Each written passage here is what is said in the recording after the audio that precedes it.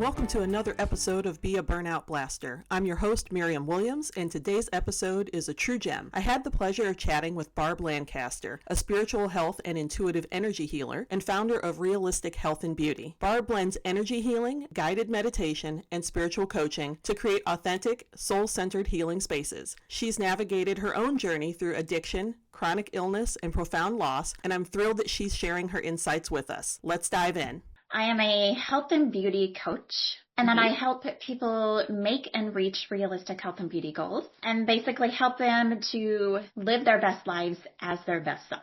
So basically I would help in this coaching that I would do. But basically we take a deep dive, and when a person realizes that life could be better, that things could be better, and that they want to make that change to set goals, reach their goals, become a better, better version of themselves and live a better life. So burnout would be one thing that we would look at. So we would take a look at their environment, how they're spending their day, if they're in a positive environment and negative environment. You kind of touched on this in your podcast too, like how your day-to-day affects your overall life, how it affects your family, how it affects your home, how it affects the rest of your day and your life as a whole. Yeah, I don't think it's hard to weave that in at all, because it seems to me, a lot of what we were talking about too, in previous episodes has been about this aspect of self-care and how you can't care for your employees or your business without first having that very foundational level of self-care. Right. And I would envision that the health and beauty aspect of that likely comes into play very early. It seems to me like it would be really beneficial to work with a health and beauty coach just to perhaps even give someone back like that just foundational baseline. Like, I know that I need to be healthy. I need some things to do, right? Sort of a focus on myself first so that I can, pour from a cup that isn't empty, right? Right. And so that's really, I think, what it probably comes down to. It makes total sense to me that you would focus on health and beauty as a part of either dealing with burnout or avoiding it altogether. That makes total sense to me. Why don't we explore of your business? Have you worked with clients before who have experienced burnout or seem kind of like they're on the verge at all? Or Absolutely. like, what are your... So usually the way it happens is that they don't necessarily know that they're in burnout, right? And that is my personal experience as well. As my coaching is a lot of my personal experience, and then how I've managed to work through that so that I can be my better self and live my better life. So one thing in that is taking the deep dive in, and when we're taking a look at what the present life is like, and then, taking that and then enveloping that into how they want their life to look, right? So in the case of burnout, we will start to discover what they do today. We'll start discovering what brings them joy or pleasure, overall happiness. And then we'll also discover maybe what does not, what are those stressors? What are you doing in your day-to-day, in your mundane, that may be causing you some ailments, such as like negative thoughts, fatigue, lack of confidence. Maybe when you come home, like you are lacking energy. And so you're not wanting to do the more joyful things in life, like deciding how to nourish yourself and nourish your family or friends or whoever happens to be around. Like maybe you realize that you're lacking the desire to communicate or the desire to be the happier, feel more, and you're noticing all these, that these are negative things that are happening to you. And then we start pinpointing that maybe it's because you're spending 8 hours of your day in an environment that is not uplifting you. So, and then we could start to discover, well, maybe it's because I have too many responsibilities, or maybe it's because I don't have enough responsibilities that I enjoy. So, or maybe it's because the team that I am on maybe isn't led by empathy, empathetic people that are helping to bond this team together and helping them grow and achieve all stuff. And then once we start identifying all these things, then we can link it to, this may be burnout. And then once you deep dive, once you start realizing the emotions that you're feeling, you start realizing the details that are involved, then you can work on finding the lessons from them, right? So we try not to focus on the hardships. You don't want them to take control of you. So there are going to be times when you experience burnout. And you don't want to just like up and leave everything if you don't have to. So there are ways to work with that burnout and using it as a lesson to find tools and ways that you can maybe move from it. So then you can communicate with leadership and decide what would serve you better, what would bring you more joy with leadership, and identifying that if there was a little more empathy, or at least them showing empathy towards the employees, may be a helpful way to mitigate burnout. So these are some things that you can look at in the coaching field, how you can help someone through it. Or you can even help them identify that, possibly this is a workplace that is not best suited for you. So sometimes you are so burnt out that you've done the work that you need to do to try to make a change or to try to mitigate or try to work with your teams or your coworkers or your leaders, and it just doesn't work out. And that's always a possibility too. So then we need to look at, okay, and then you start embracing that change is possible and change is okay. And then you start looking at ways how to make that change. So then you can apply that. And there's a couple of different ways that coaching can definitely help you through making the best decision for your best self. Gotcha. Yeah, that makes total sense to me. I think like one of the biggest challenges I think that I can remember in my professional life had to be when, I had a boss that approached, the day to day with a pretty fair amount of empathy. But as they got overloaded, that empathy factor sort of started to wane. And what I noticed was that if I expressed a concern about, for example, like my own well-being, right? Like if I said, I think I'm getting kind of burned out. Is there a way that we can, rework my day that it makes sense, or I can involve more people and not feel like it's just, sucked out all of my energy at the end of the day? Right. My boss was like, I mean, yeah, we can do that, but these things still have to get done, and we still have, goals to meet, and we still have to do X, Y, and Z. And yeah, I mean, we can talk about it, but you still got to do these things. And so I kind of found myself in this sort of weird situation where I almost felt like I was chasing my tail, right? Like I had been going to this person who had previously had empathy for the situation that I was in or the situation of those around me. But the more that they got burned out, the less grace was coming my way from them. Do you know what I mean? I do, exactly. And it is, there is the organization. So it could start from the top, and it can almost be like a virus, like infecting the whole infrastructure, right? And so then you're left with those individuals that are still trying to make it through. They're still trying to lead with the empathy and compassion necessary. But then it's just kind of taking over, and you're absorbing it all. And it's kind of like everyone's hands are kind of tied at this point. So there are ways to mitigate that. And then doing some research, you can set policies for one. So then maybe, if your manager wants to make that change, the person that you said you went to that started leading with empathy and then is starting to feel the burnout, him or herself, hey, can we take a look at this? And what are ways that we can start building morale? Because one of the easiest things to show empathy is to have a company barbecue or have some kind of an award system, something as simple as you get this certificate because you have met all of our company goals, or, employee of the month. There are ways to show empathy without emotion taking control. Yeah. So it does really sound like it's kind of like the little things that you can capitalize on, right? Exactly. But, in the case to where if you go to leadership and you just can't make anything happen, then yeah, the best thing for you to do is obviously take those steps towards self-love, right? I think empathy, looking at yourself with empathy, right? Which turns into self-love. And it's like, I need to empathize with myself. I need to empathize with those that I interact with on a daily basis, because it kind of goes beyond us as well, because it all trickles down, like I said, from the company, it trickles down to, our lives outside of work. So the great thing is to, a lot of us, will leave the workplace. And I see that in our youth now. I see that in the mental health awareness. Because if you look at burnout in the workplace, it does attribute to mental health. Burnout is a mental health issue in that it is causing you negative thoughts. It is causing negative results, possibly anxiety, fear. It's causing you to take more mental health days from work. You're unproductive. These things start adding up. You feel like, you're losing confidence in yourself because you are seeing that you are less productive at work. That happiness on your face in the morning, turns to like kind of maybe dread and disappointment. And that's the last thing you want. And if you have the drive and the passion and the ability to start your own business, you start investing in yourself.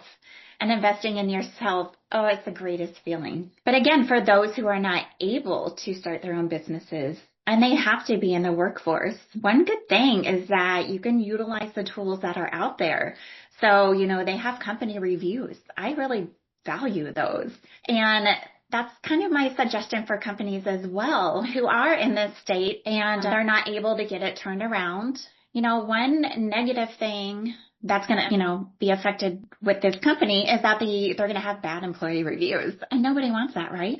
So when that's one thing that companies can look at when they're bringing in leadership, if they're looking for the balance of empathy rather than one or the other.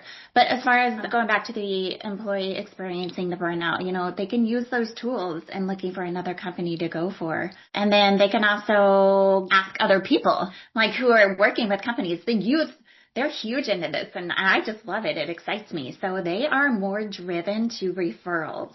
So they will find jobs based on somebody who's a company, and you know what? They make me feel like a human being. They do whatever these steps are to make us feel and to pump us up and keep us productive in a healthy way rather than in a negative, controlling or results driven way. And then the other thing is, in the coaching aspect of it, as I'm working with clients, we are working on that self-love.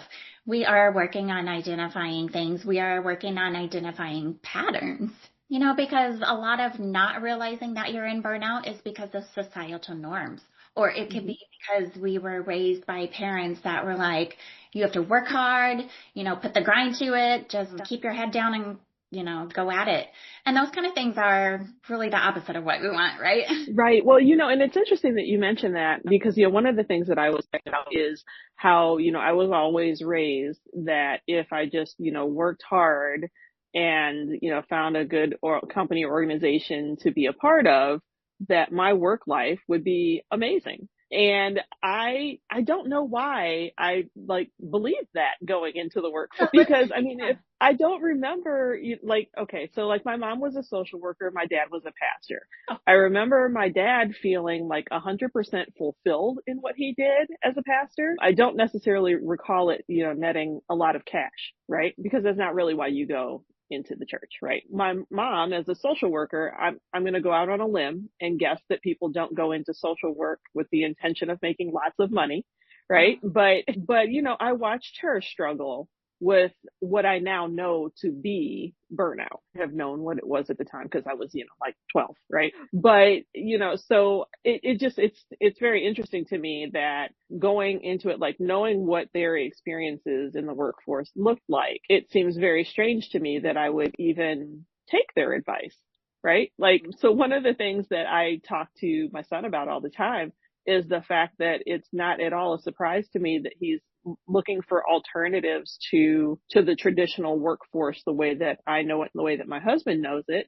Because if we're being honest, I was a horrible example for him. I did not make work look like something he'd want to go out and do, right? So instead he started his own video editing business and he works for, folks on YouTube. So that's fine. But I'm not at all surprised that he, based on the example that I set for him. And I can be very frank about that. That does not surprise me at all. But, as I'm thinking back on the experiences that my parents had, I really did just kind of fall in line right behind them as the next generation of people willing to 100% accept being overworked and trying to make their peace with it. Absolutely. And for the entirety of a career. Right. And that's the thing, one thing with realistic health and beauty is we look at the inner child healing, right? And it's funny because in the inner child healing, the stuff that you realize is affecting you in your day to day from your childhood, it's like,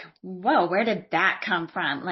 how does this really does. And so like you just said, like, you watch the fulfillment of them doing noble work, probably fulfilling their life's purpose, which brings you joy and radiates you, but it's not really income driven. And then so I think that's part of it too, is where kids used to want to be doctors and lawyers. And, there were those like top 5 psychologists, whatever, that you spend years in college, you spend a year in an internship, you spend a ton of money, you work like that is your lifestyle. Your work is your lifestyle. And in the meantime, you're working to pay off all of that debt. So this is like one negative after another, negative, one foot in front of the other, negative and negative. Where's the joy that's coming in from that? But what you said about going to a company and retiring from it, I get that too. I was like, maybe you should get yourself into a company that you can retire from, because it used to be the thing that you would find a wonderful company, you kind of hunker down, and then you would get a good pension at the end, or you would be able to retire early, depending on what field that you went into. Well, that's one miraculous thing about inner child healing, is that even though you want to pull away from societal norms, you want to pull away from what you learned in your childhood, it's still kind of embedded in you. And like, this is the way that it should be. And so it takes kind of rewiring of that process to realize that things can be different. And our youth today, like you just said, your son and, my son is looking into e-trading, and like, health and beauty coaches are popping up, and we're all kind of getting it now. We're all like, hey, things have to work smarter. And there is benefit. There is money, actual money, Right. Well, in that respect, in what we do, because we're so passion driven and because it is so necessary. And a lot of times it stems from burnout. So that is our moment. And then, and then we start looking at, it's like when you buy a new car, when you buy like a new, let's say, Ford F-150. And then all of a sudden, like after you've been driving it for a week or two, you look around and you see like a billion Ford F-150s. You're like, oh my gosh, where did they all come from? Well, that's the thing. And that's the wonderful thing about social media these days, and podcasts and, and healers and influencers, is that they're putting all of this awareness, just like you are right now with your podcast. They're putting all of this awareness out there. Hey, wait a minute, it doesn't have to be this way. And then we're looking at some of these major companies that have survived for so many years, the kind of company that you would think you want to go in and just kind of hunker down and you're going to retirement well from. And we're seeing those companies crumble. And we're starting to realize, hey, maybe it's because they're lacking the empathy, because they're lacking the mental health resources that are so necessary, especially coming out of COVID, where that just changed everyone's world. A lot of people worked from home, our kids were home. It's like we all kind of hunkered down and we became self-reliant and kind of caved in. And so we had to come back to the workplace and then boom, boom, boom, hit the ground running with all of the social norms that were prior to that. Right. And companies have to embrace that change. That's actually part of life. Change is a part of life, and we go through it every day. And the other thing about burnout in companies is that wonderful employee that used to have such a passion and a drive and was so productive for the company, boom, either they're being walked out of the company because they don't have that productivity and that drive, and they're calling into work and they're going through all these, these cycles now, or they're just leaving. And so I think the awareness that's coming out now, maybe people are looking at the smaller companies to go into, the family companies that do have that touch on it, not to say they are the greatest either, but I think we are learning to use our discernment and do a little bit more research before we make that dive into a company. And we're also realizing that it's maybe not forever, Right. Well, one of the things that you mentioned in our conversation too was about healing the inner child. And that is so interesting to me, because one of the questions that I always ask my clients whenever they're having like a big like creativity block, right? I always ask them, at what point do they remember that they stopped dreaming? Yes. And, like when we think about that question, like for me, like I can remember that moment crystal clear, right? Like there was a time when I was like 9 or 10 years old. I was a competitive ice skater. I was 100% certain it was my entire future trajectory, right? And so I'm like, I don't know what else is going to happen, but I'm definitely going to be in the ice capades. I surely am going to go to some national and international competitions. Like I had this whole plan for myself. And it was like I was dreaming and dreaming big. Then when I turned 12, my mom passed away. And I don't remember a single thing about wanting to be in the ice capades cross my mind.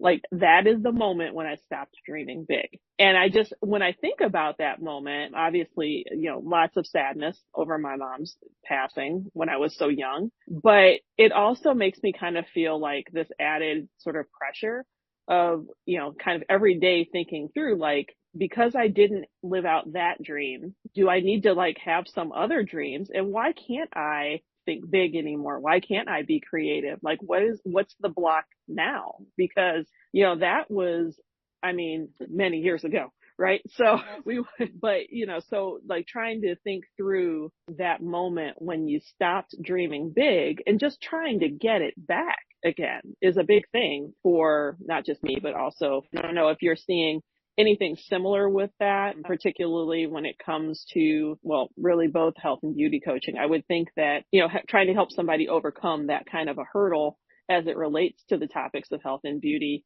probably is a big deal for them. Absolutely. And I want to praise you because it is very, very difficult to be aware of that pivotal moment that changed your life so drastically.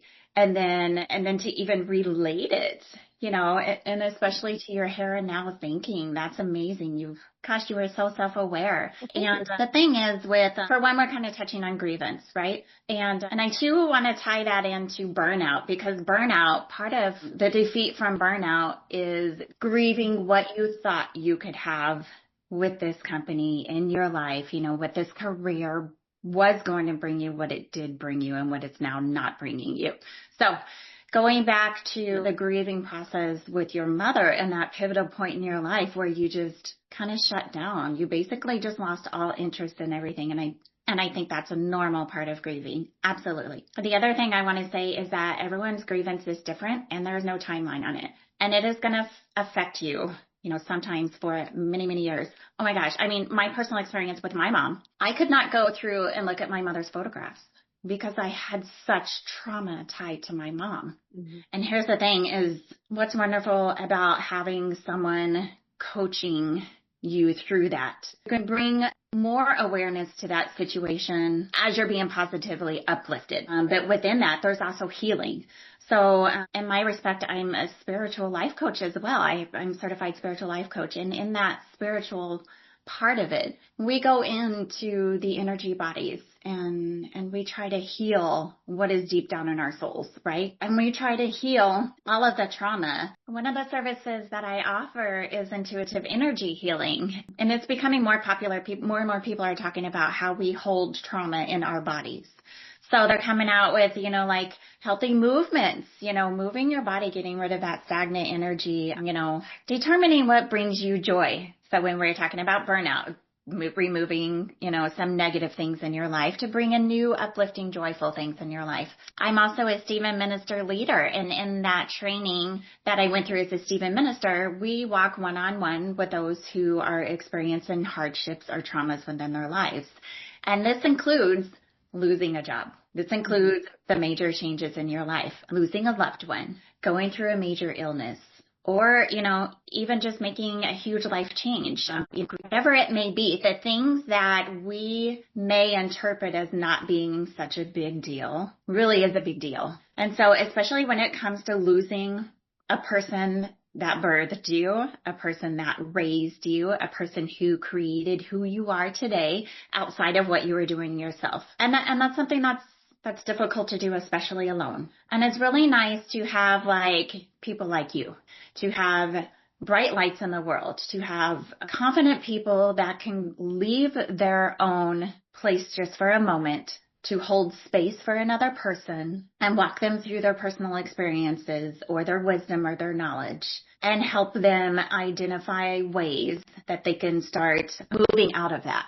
So, in your case, when we're so far removed, you're probably not going to go into ice skating again or probably not. But the point of that, I don't think my arthritis will have me do that. No, right? So, if we're at this age and this point where the importance of healing that inner child is so that we can find joy. So it's not necessarily that we're going back to the day and, it's like I used to be a ballerina. It's not that I'm going back into ballet, right?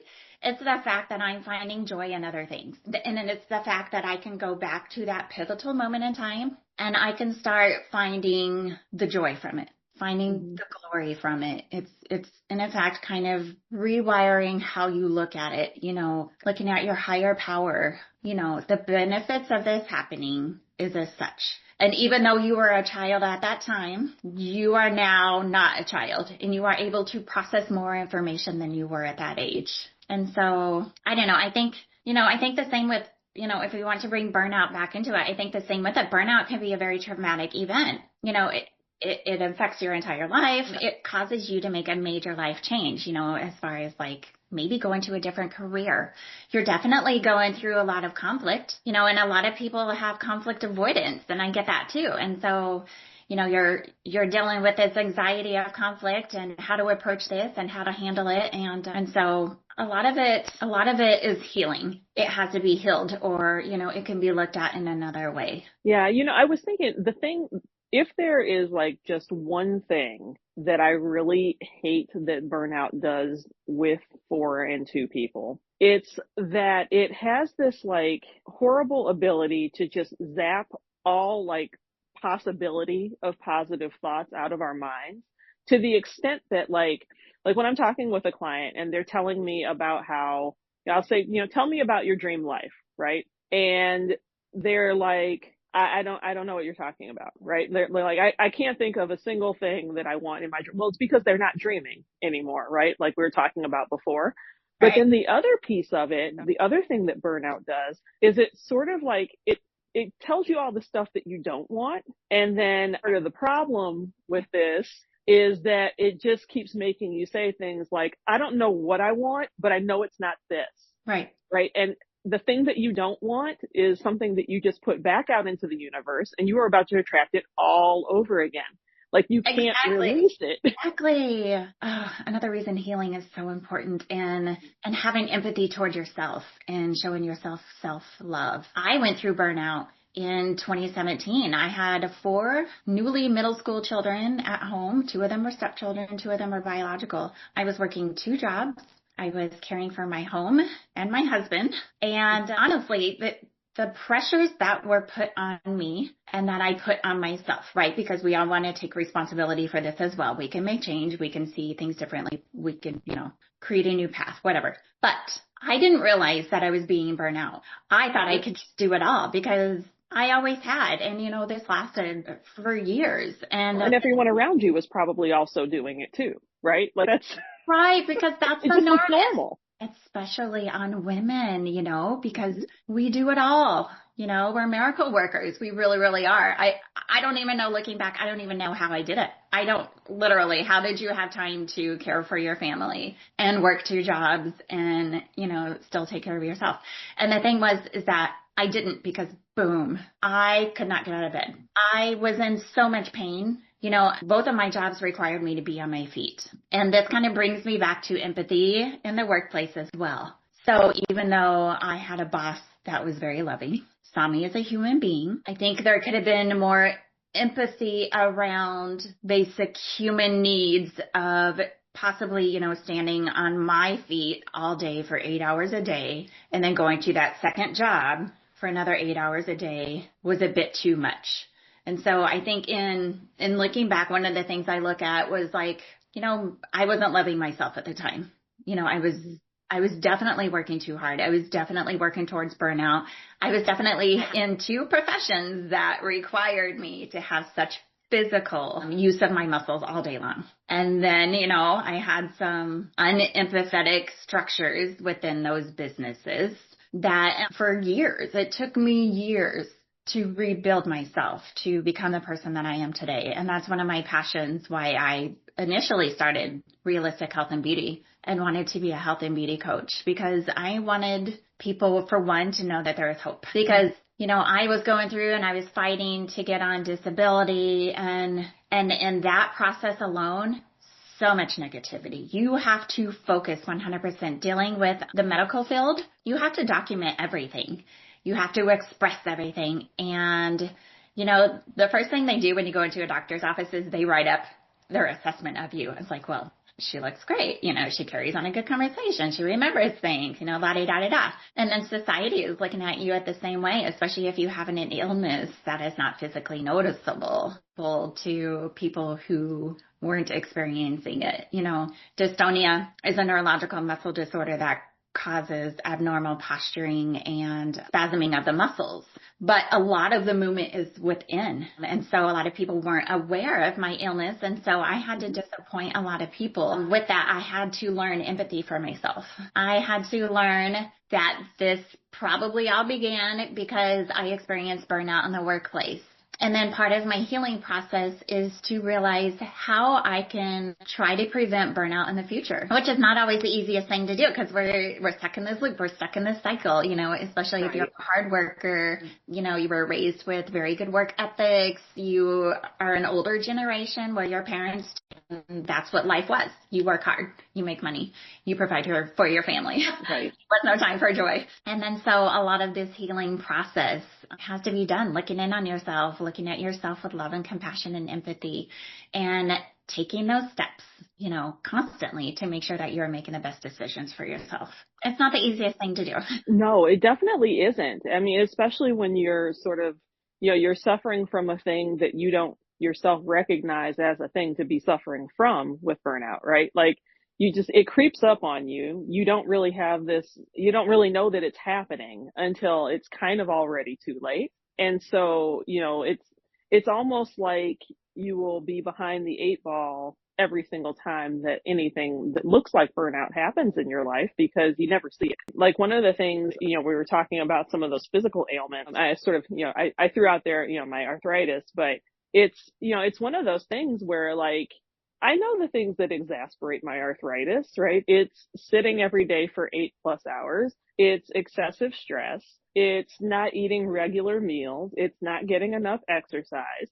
And, when you look at all of those things combined, the idea that I would simply burn out my body's nervous system while also mentally burning out is just a double whammy, right? Like it's hard to come back from that unless you're, fortunate enough to have some way to do some sort of massive reset.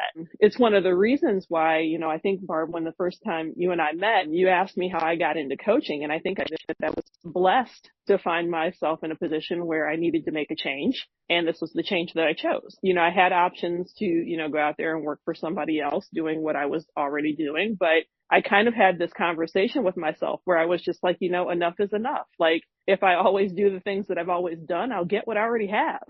And that wasn't anything I wanted to put on repeat. So, oh my gosh, I'm like so excited that you say that. I'm so proud of you. You have no idea. Yeah, I wish that you are. Yeah, well, one of the reasons why I went into coaching is because I know that this is the kind of thing that people have trouble recognizing in themselves. It often comes up in my coaching sessions. They're like, oh, wait, you know what? I might be a little burned out. I said, yeah, well, you might be. But so we work through that place because, if there's any employers out there who are listening to this podcast at this point, like I just want to share with you that for all of the statistics that you see out there, your employees actually want to continue working for you. They don't want to leave. They don't want to go find new jobs. It's not a thing that they want to do. It is something that they will do out of self-preservation, right? But if we can just help to, build those leadership skills that allow leaders to express empathy and use empathy at work almost as leverage with their employees, right? Like as a way to make sure their employees know that they care, understand that their employees are not just heard, but understood, right? It's a completely different game. I hear a lot of employers talking about, particularly that are really stressed right now, like healthcare, education, IT even, where they're like, I don't have any more of myself to give. Right. And, we talked about that early on, like that's that self-care piece. You have to fill your cup first. And if you've got staff members who are still going through it, right? We saw this during the pandemic, certainly, but the lasting effects of what was happening in people's families from the pandemic still very much going on, right? People are still some version of sick, still dealing with long COVID, still dealing with whatever, had start back then is still sticking around right now. And so, knowing that you have to call on a different set of skills, it's something you have to develop. Exactly. Oh my gosh. And that's the thing too is, maybe a company doesn't even know that this is the missing piece. Right. And so when you talked about going to your boss, your superior, whichever, and, speaking of the things that you were going through, and then you guys miraculously identified that it's lack of empathy or not as much empathy that could be. I think that's amazing. That's the first step, is identifying what it is. The next step is, enough people coming together, like us talking about it, you having this on your podcast, like it getting out on websites. It's maybe if we can get it out in HR training for companies, or, for the business coaches to bring and develop in their program, is to, for one, identify that empathy is not just emotions, right? It's a balance. And it's groundwork. And it doesn't mean that you have to be a perfect person. It doesn't mean that your unempathetic boss is a bad person. It just means that these are skills that maybe could be developed, or they can bring in an equal, because you don't want to burn out the employee underneath who's trying to bring up employee morale and all that stuff, which was always me. I was like, this is crazy. Let's remove the negativity. Let's, have some fun with what we're doing day in and day out. And then, other employees would try to, tune that in and get that going as well. But if you have an equal, if you're on the same playing field, right? So you have someone pushing the cart and someone pulling the cart, and you're filling it with a bunch of joy as you go. That's kind of what you're looking at. There are many ways that companies can help out, as far as mitigating burnout. It can even be having more mental health policies. It could be having more mental health resources. There are companies, I think almost every company offers a mental health resource, but either the employees are afraid to use it, or they're not giving the opportunity to use it. So one thing is in enveloping that empathy into the workplace, into our leadership, or into, our HR resources, and actually setting aside time, and making it a safe space and something that's more accessible or more appropriate in the workplace for people to reach those mental health things. The other thing too is safety within the workplace. Like you said, sitting 8 hours a day, a lot of mental health, and you can prevent burnout by taking your breaks. I had a boss that made me leave my desk for lunch. And even though I fought it sometimes because I wanted to do my work and I had a full plate and I was a good employee and, yada, yada, all these things that we tell ourselves, it was good that he made me do it, because he literally was advocating for me and showing empathy and, trying to mitigate that burnout. So there's just so many easy ways to do it once it is identified. And so I think that's helpful too in your coaching your clients and me coaching my clients, and identifying burnout is the first thing it starts with is identifying it. And then, it's the self-handling, the self-love, finding out ways, steps to take to either work with your current employer or find another means. So yeah. Thank you so much. I can't thank you enough for bringing this to our coach. It is. Well, thank you so much. Yeah, and I can't thank you enough for, saying yes to being on the podcast today, because this has been a real treat, because, it's kind of rare that I get an opportunity for my listeners to hear from somebody who's also coaching other people through various aspects of health and beauty and spirituality and all of these things that are intertwined with who we are as people. And so, Barb, I just wanted to give you an opportunity as well to let the listeners know, like, how can they work with you? Like, what's your website? Where can we find you? Oh, thank you so much.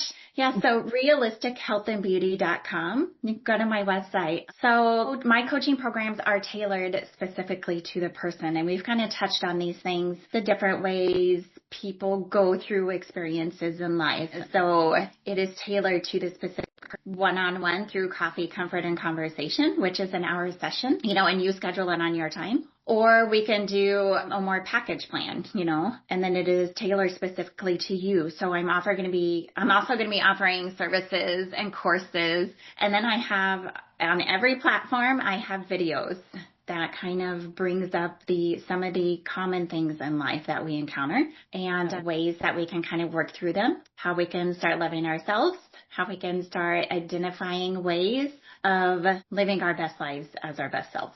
Wonderful. Well, thank you so much, Barb. Yeah, I think that, you know, your approach and my approach, I think are not all that different, but I love the way that we come at it from just a slightly different angle based on, you know, who we serve and how we go about it. Things that the folks will find on my website on orderedsoul.com/leadership is this leadership coaching opportunity. And I really, much like you, right? Like it's tailored to the individual. Sometimes I work with I work with the leader at an organization. Sometimes I work with the leader and their team. I've also had the pleasure of working with like an entire C-suite at once. So really just an opportunity to sort of refocus that group on what empathy can do for them as a tool within the organization. And so we just sort of build from there. Generally speaking, I recognize that pretty much everything has a season, right? And so does my coaching. So we tend to work in sort of like these 3-month type runs. Sometimes it feels like a sprint. Sometimes it feels like a marathon. It just kind of depends on what we're doing. But yeah, I really appreciate the opportunity to have this conversation with you, Barb. I'm sure that the listeners have appreciated it as well. And I hope to have you on another episode of Be a Burnout Blaster. And don't forget to share the podcast with others who need it and subscribe so you never miss an episode. You can access the show at orderedsoul.com. Catch you next time.